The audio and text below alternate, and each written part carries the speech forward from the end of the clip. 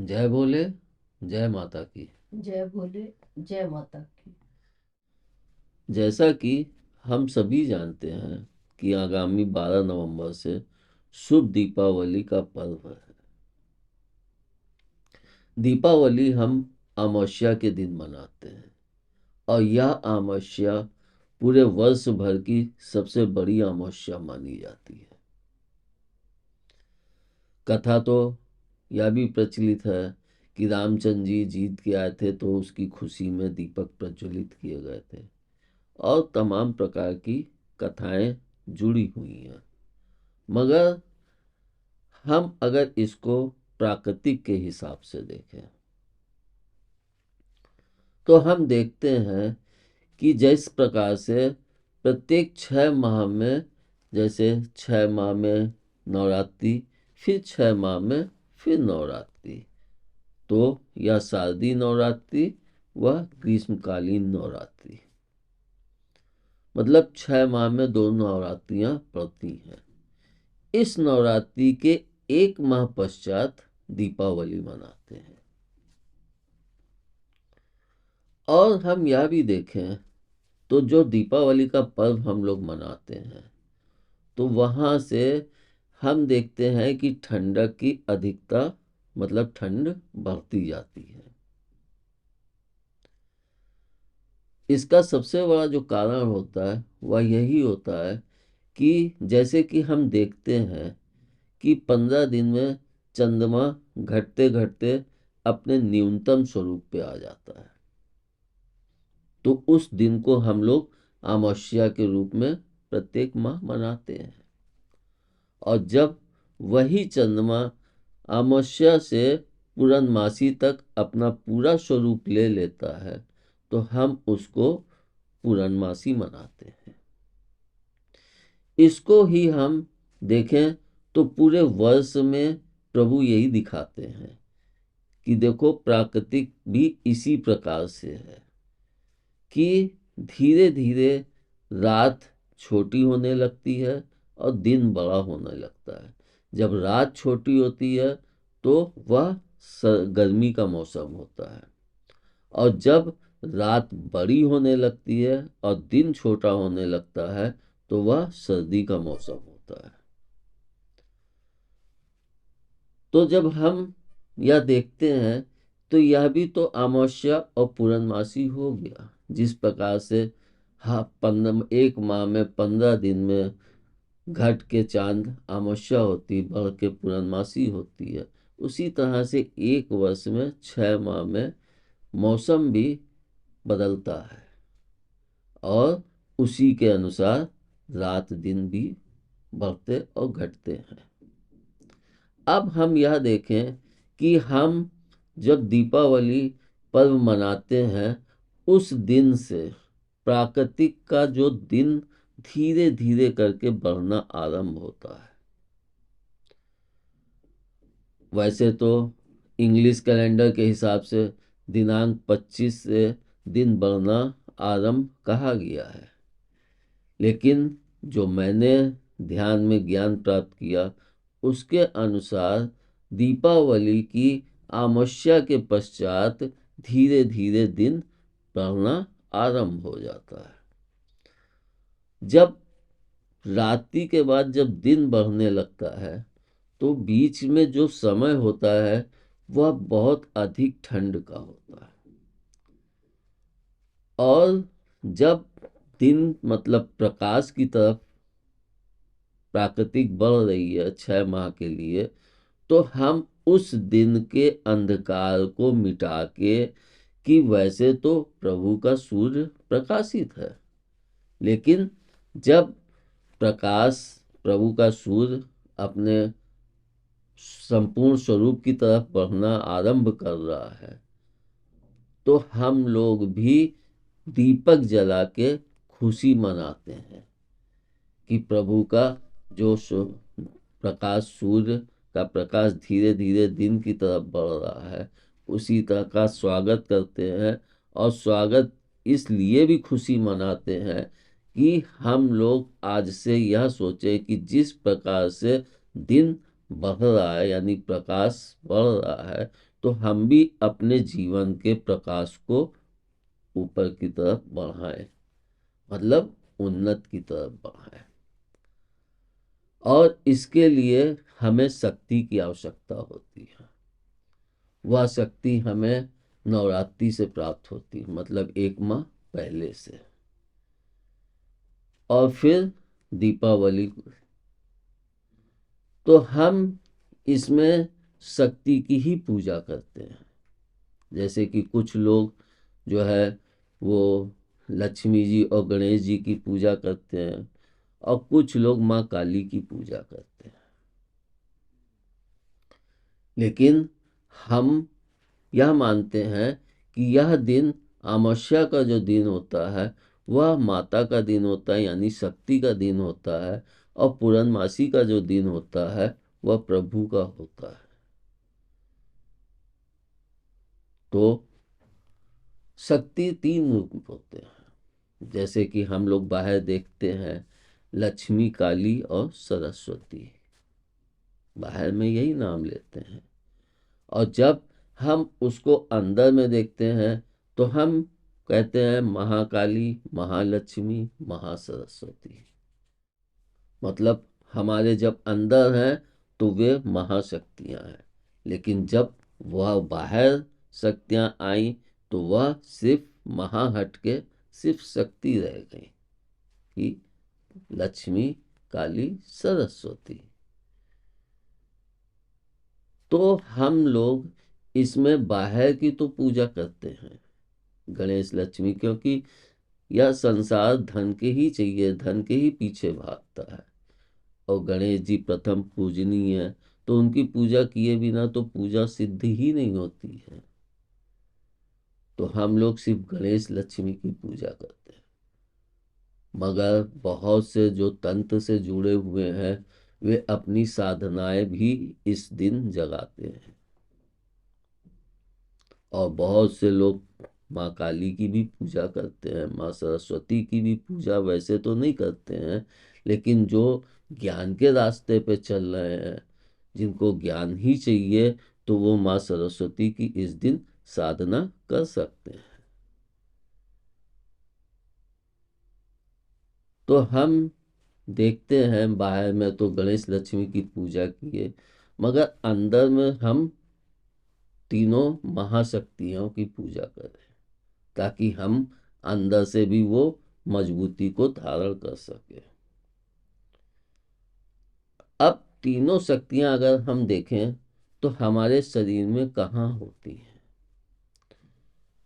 जैसे कि हम इस पूजा में जो ध्यान में हमें ज्ञान मिला, तो त्रिभुज की पूजा।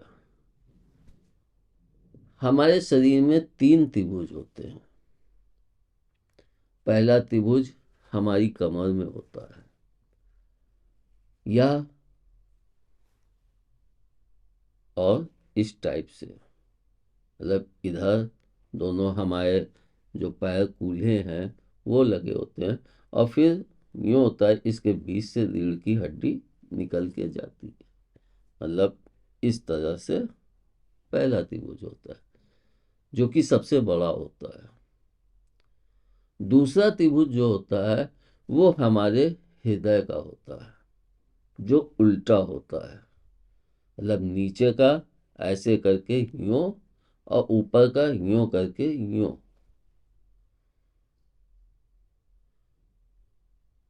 इसके ऊपर हमारे हाथ में रुके हुए हैं।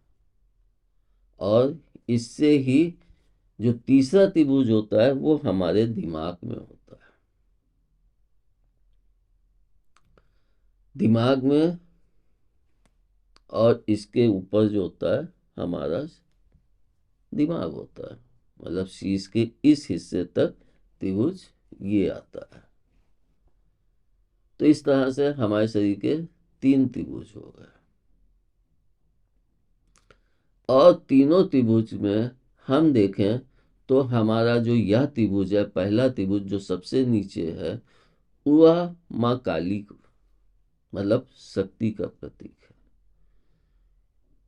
तो जो नीचे का है वो महाकाली।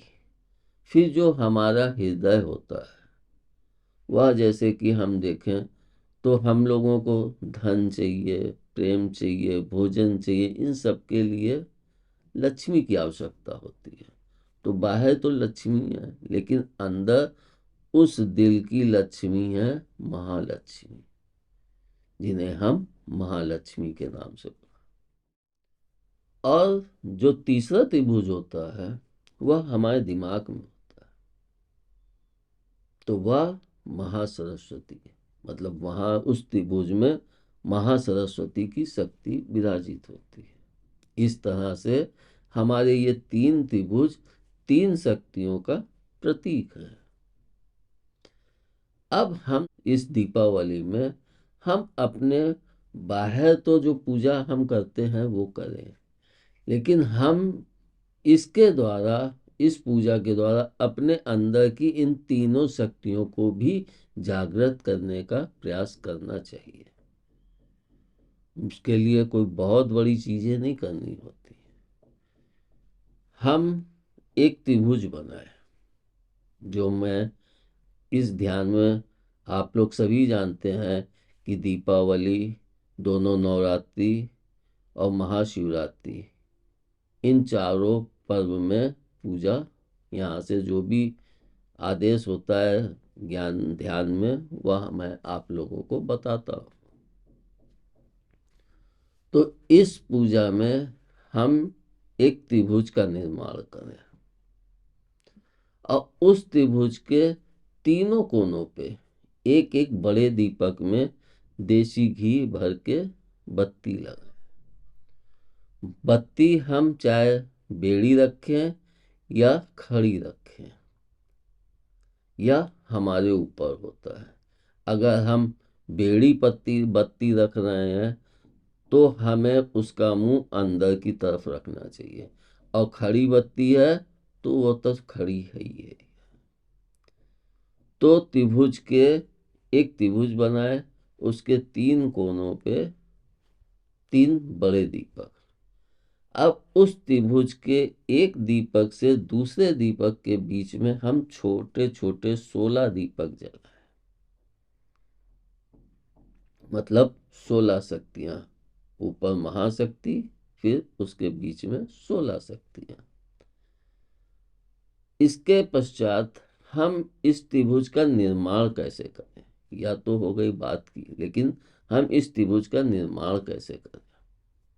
इस त्रिभुज का निर्माण करने के लिए हम या तो कोई सफेद वो लेके या पटरी रख के आटे से त्रिभुज का निर्माण कर लें।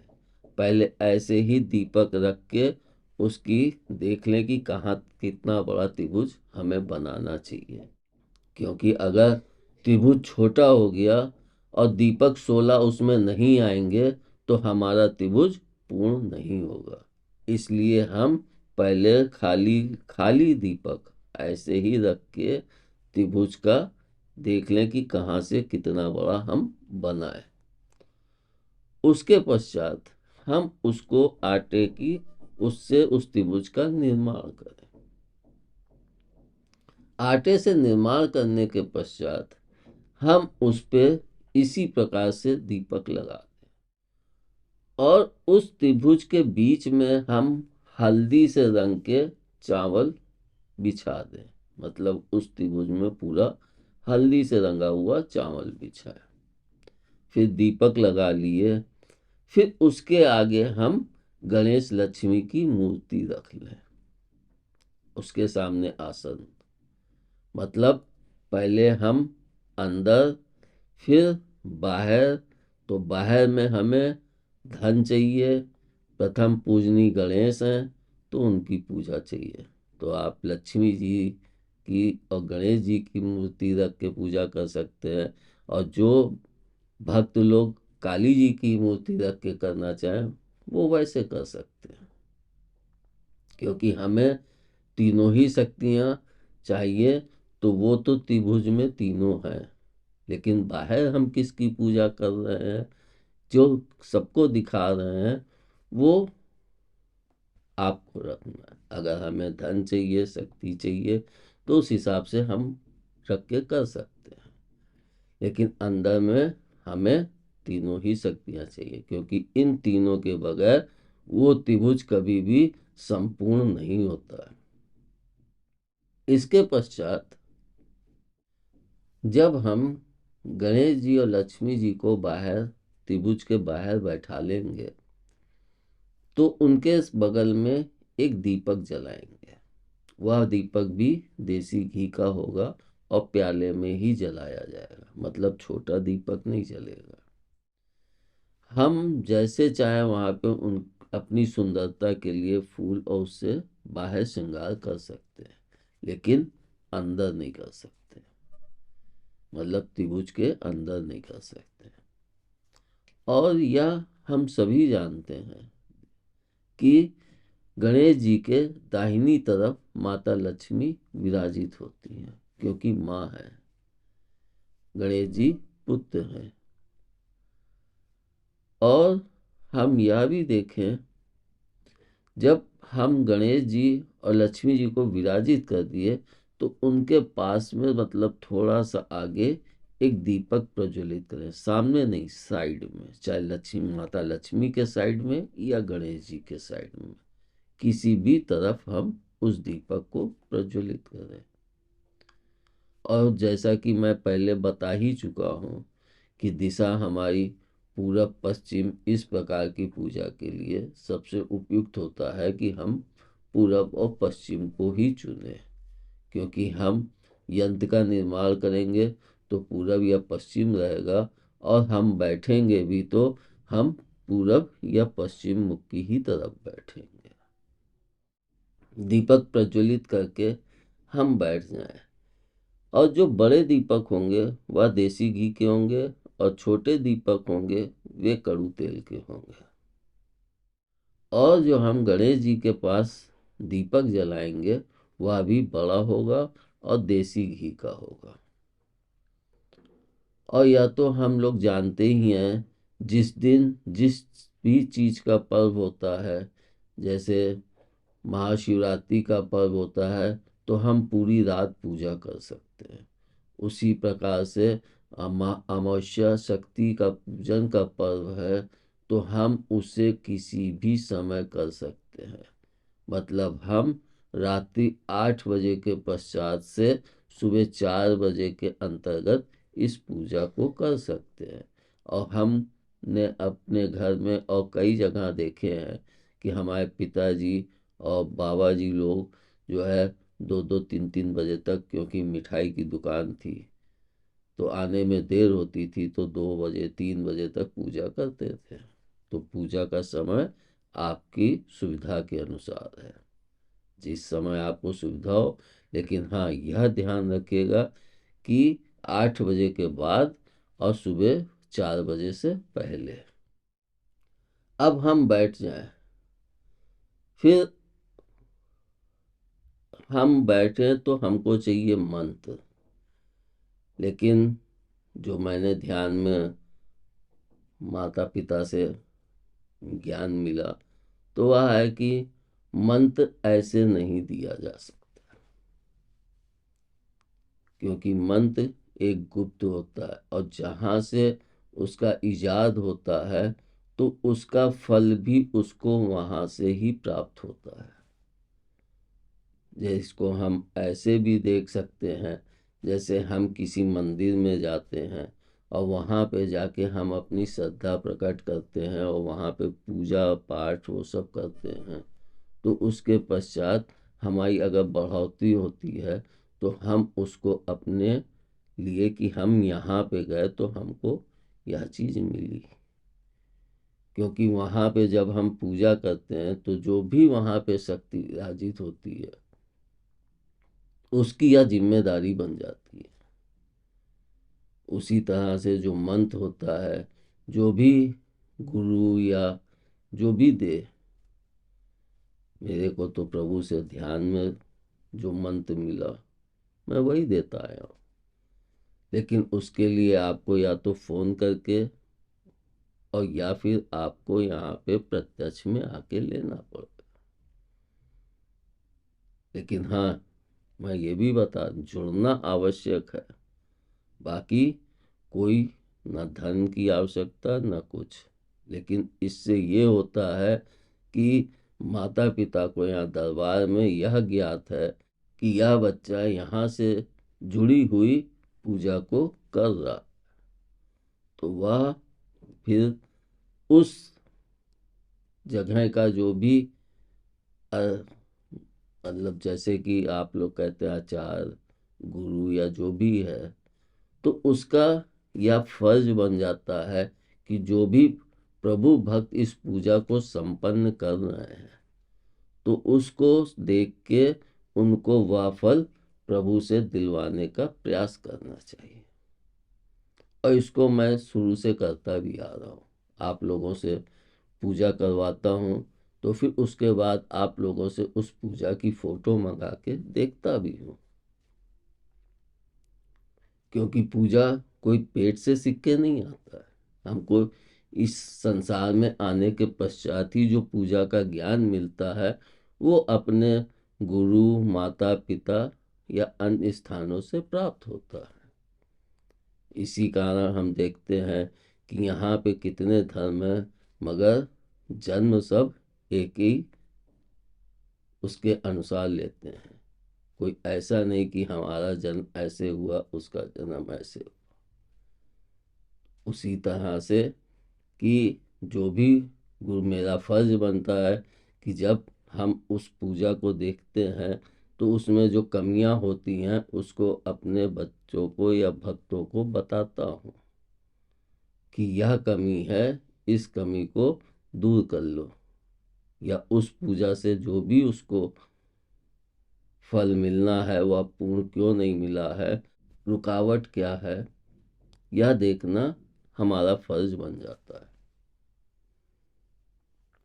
तो आप मंत्र या तो फोन से या फिर प्रत्यक्ष में आके ले सकते हैं। और आप सबको यह भी ज्ञान है कि बत्ती का विसर्जन कैसे करना है, दीपक का विसर्जन कैसे करना है, यह मैं अपने पहले के वीडियो में बता चुका हूँ। इसलिए वह सब आप लोग जानते हैं, उसको बार बार बताने की कोई आवश्यकता नहीं है। लेकिन जितने अच्छे से आप जप को करेंगे, 1 घंटे बैठ के करना है जप को, जितने अच्छे से करेंगे, निर्माण आप कीजिए, मेहनत आप कीजिए। जैसा कि मैंने कहा है, अपने हाथ जगन्नाथ, मतलब मेहनत करो और फल को खुद प्राप्त करो। किसी का आसरा मत लो, किसी का सहारा मत लो। भगवान ने अकेले जन्म दिया है, तो हम पूजा करके उसको अकेले ही प्रसन्न कर सकते हैं। कोई भी हमारा मार्गदर्शन तो कर सकता है, मगर वह उस जगह पर हमें पहुंचा नहीं सकता है। हमें पहुंचना स्वयं अपनी मेहनत से पड़ेगा, क्योंकि बगैर मेहनत के हम कुछ भी नहीं प्राप्त कर सकते हैं। हमें अगर प्रभु की निकटता प्राप्त करनी है तो हमें उनको भजना पड़ेगा, पूजना पड़ेगा, तब हम उनकी निकटता प्राप्त कर पाते हैं।